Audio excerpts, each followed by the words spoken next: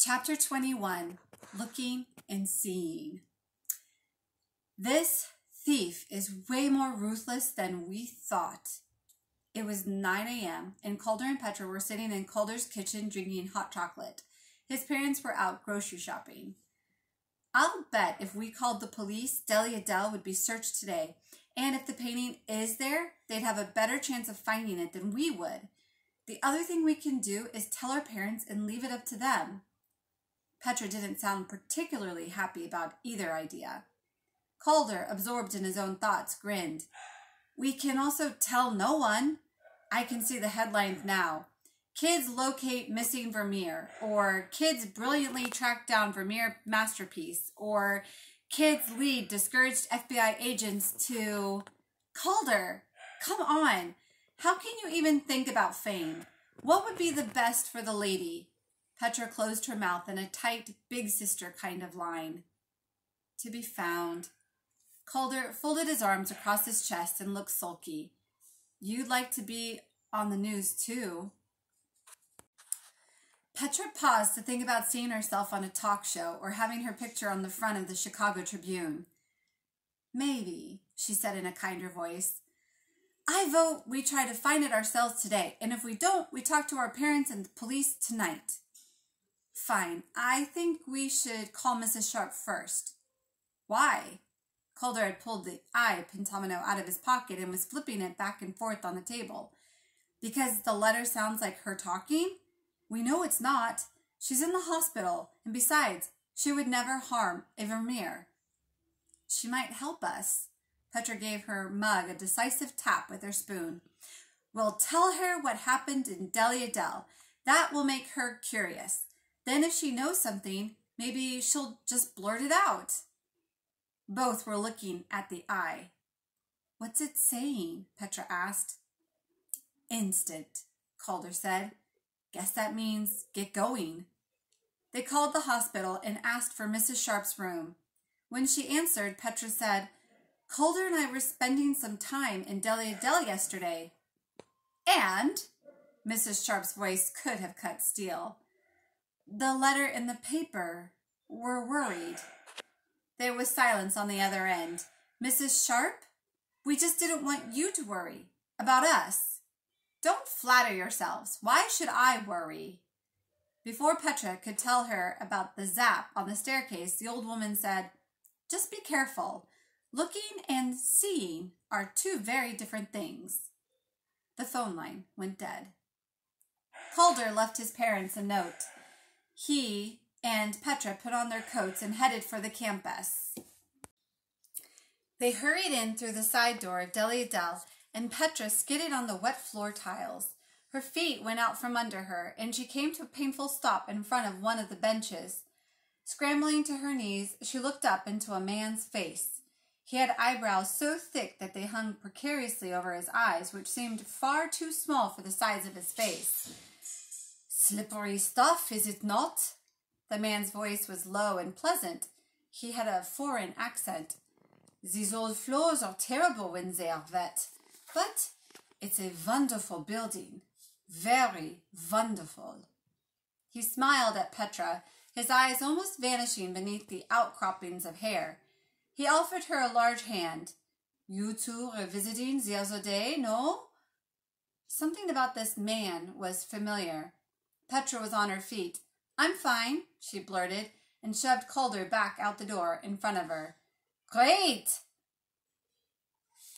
Here's a picture of the man. Real quick.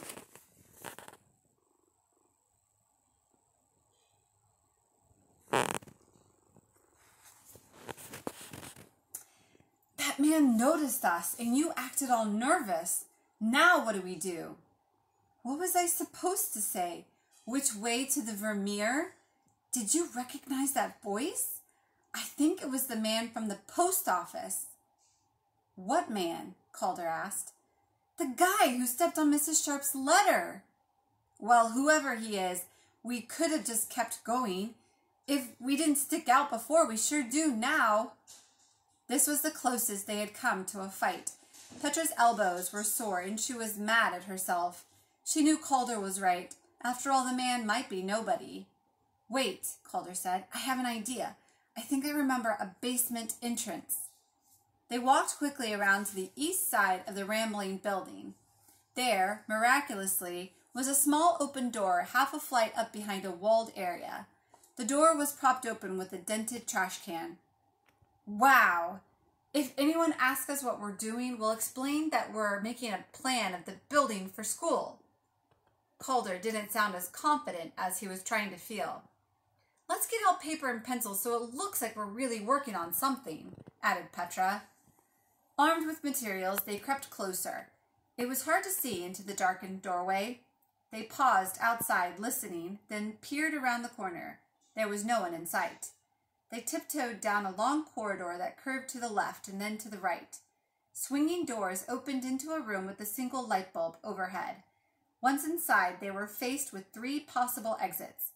They picked the one in the middle. Ew! Calder stepped over a nasty pile of garbage that smelled of sour milk and sneakers. Petra kept her mitten over her nose. They were soon in a maze of small passageways. What direction do you suppose we're going in? Calder asked, looking around at the peeling paint. No idea, but I want it to be up, Petra said. They found themselves at a fork. To their relief, one direction led to an iron stairwell. They hurried toward it. On the second floor, a diamond-shaped window looked into a hall. I can't see much. You try. Calder stepped aside. At that moment, a blue sweater flashed by. Both kids ducked, and Petra hit Calder in the nose with her hair clip. Petra! Watch what you're doing, will you? Calder forgot to whisper, and the sweater reappeared, pausing for several long seconds on the other side of the door before going on. Calder, that looked just like my dad's sweater. I've got to peek out. What do we say if it is him? He'll ask what we're doing here. I don't know, but I need to see if that's my dad. They went as quietly as they could down the hall past several offices. When they reached the corner, they saw the man in the blue sweater walking up the stairs to the 3rd floor, carrying a smallish rectangular package. The man was definitely Frank Ondely. Weird, Petra whispered. What would he be doing here? He sometimes works Saturdays, but on the other side of campus. Petra was remembering her dad's anger that morning and the way he had pounded the table. She also remembered his words, "Aren't you glad you aren't responsible for saving one of the world's masterpieces from a maniac?" The word maniac echoed in a frightening way in her mind. Did he feel that he was responsible? Maybe he had stumbled onto something he shouldn't have, and that was what had made him so grumpy lately. She remembered him muttering the words, alone, or had it been alone? Either one was spooky. And then there was the talk about 2 mysterious letters, and also what she'd overheard him saying that fall to her mom. Everyone has something to hide.